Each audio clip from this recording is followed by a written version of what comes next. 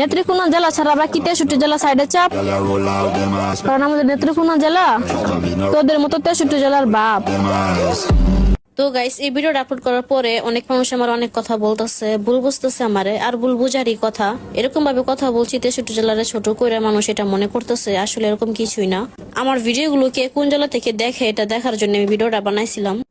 আমি জানতে চাইছিলাম যে আমার ভিডিওগুলো কে কোন জেলা থেকে দেখে। তো দেখলাম যে প্রায় বাংলাদেশের মানুষ, প্রায় সবাই, মানে বলতে গেলে সব জেলা থেকে দেখে আমার ভিডিওগুলো। তার জন্য আমার অনেক ভালো লাগছে। দেশের বাইরে থেকেও আমার ভিডিওগুলো দেখে। তো তেমন কিছুই না, আমি একটা কথাই বলবো, আমরা যেহেতু বাংলাদেশি, আমরা বাংলাদেশের 64 জেলা কি ভালোবাসি। তো কেউ ভুল বুঝবেন না, আমাকে ক্ষমা চোখে দেখবেন। কিরেশালি যে ভুল বুঝতে পারছস,